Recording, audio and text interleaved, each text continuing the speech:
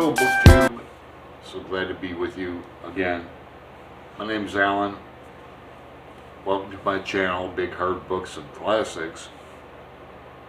And this qualifies for one of my favorite books, and it's 25 chapters long. So this is going to be 1 through 10, about halfway through. It's a quick read, especially if you've read it before, and I have. And off the bat, I already noticed old Spencer, when Holden goes to see his professor or whatnot at Pensy. I always thought he was going to see like his mentor, but it's not. It's somebody. Holden left that weird essay with the postscript, and that's why the professor wanted to see Holden. But it always reminded me of my mentors in college. Anybody who, and this isn't college, it's prep school. Pensy is a prep school for Ivy League schools. So I'm just going to jam through this. I have some notes on the first 10 chapters. Catcher in the Rye. Holden Caulfield is the ultimate in first-person narrative, unreliable narrator. The ultimate first person. You know, he's telling a story, and it's in New York City. It's like as the chapters move on, he's got ultimate amounts of money. Money is not a care to him, and he's running amok in New York City. He ran away, basically, you know. Chapter 2, we have Life is a Game. Old Spencer's talking about that, and it's the first time phonies come up. The way Salinger writes this, the repetition of words, and how he uses words as adjectives that the reader can just plug in his meaning for. I'll get to that. Chapter 3, Laugh Out Loud, is literally in here. I'm not marking up this book too much, but Laugh Out Loud. So Salinger invented that. Now the red hat. I'm gonna stop and break here because I'm thinking, you know, he buys a red hunting hat. It's like a la John Kennedy O'Toole in a Confederacy of Dunces. And that red hat, which came first? I think I'm betting on Salinger. In fact, I know I'm right. So chapter 3, Holden says to his roommate, it's not a deer shooting hat, it's a people shooting hat. It's a people shooting hat. Is red with, you know, imagine a red hat, those hunting hats with a bill and earmuffs, while Holden wears it backwards. Little rendering. Chapter 4. Okay, he's talking about yearbook handsome, and he gets into his roommates. His roommate Stradlater, L-A-T-E-R, Stradlater, asked him to write a composition for him for English class. Now Holden was getting kicked out of Pensy, but everybody knows he's smart. But along the way in this narrative, Holden does some outrageous things. He has some outrageous thoughts. But right between chapters 1 and 10, they're merely thoughts at this point. Holden admits he's a consummate liar, but he contradicts himself. Early on he says he hates movies, And then in chapter 5, he wants to take one of his dorm mates, Eckley, to the movies. There's a lot of sexual talk in this novel, and Holden, 16, he admittedly says he's 16 going on 13, like that's a big difference. But he smokes cigarettes all the time, and he likes to drink cocktails.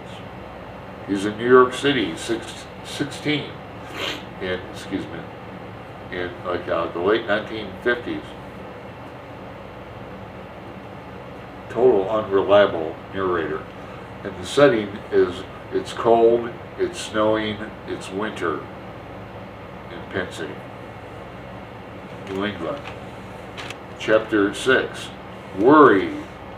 And this is one where Holden tries to sucker punch somebody. Well, I think it's his roommate, right? Yes, Stradlater. And they get into some, what is horseplay, I think Holden calls it, like 5 times. The way the novel is, it's a story, it's not quite a coming of age novel because it's so short spans of time. But Holden is disturbed, and you're wondering and caring about him. There's so much humor in here, like the prostitute scene where he calls up the girl that another guy gave him a name of on a card, and he tries to act so suave. And in the dorm room, it's late at night. Holden is obviously manic. Chapter 7, at the end, he goes, "Sleep tight, you morons!" Wakes everybody up.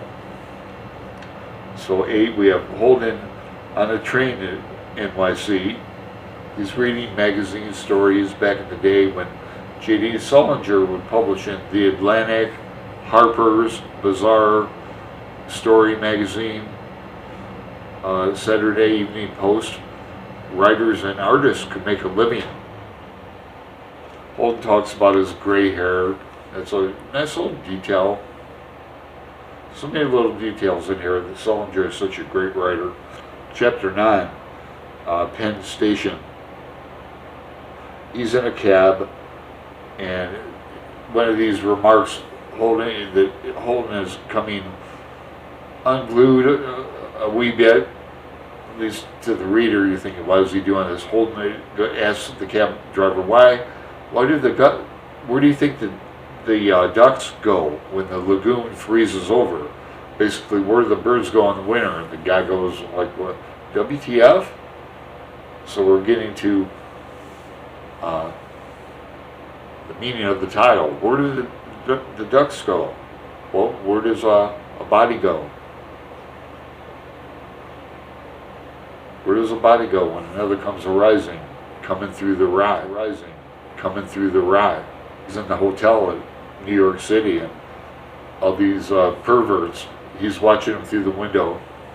It's like Rear Window, Jimmy Stewart, Hitchcock. He sees a guy dressing like a woman with all the accoutrements, bra, panties, stockings, and then he sees a couple squirting water on each other.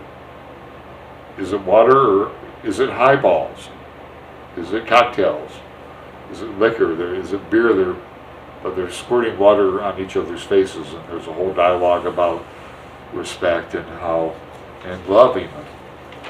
And we'll stop at chapter 10 because this is when Holden's been talking about D.P., his brother in Hollywood, the writer, and his other brother who's dead, and his sister Phoebe is going to play a big part in chapters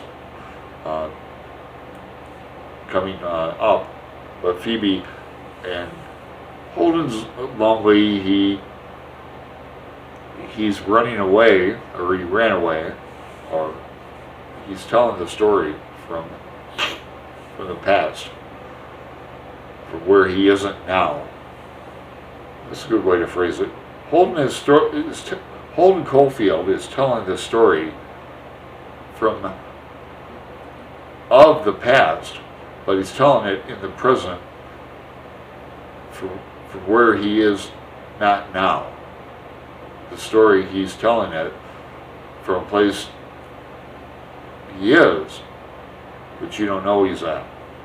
Holden Caulfield is telling the story from a point of view, a perspective that the reader doesn't know about. We think he's in the present, he's not. Holden Caulfield needs to be stopped. But he's telling it from a perspective that the reader doesn't know that.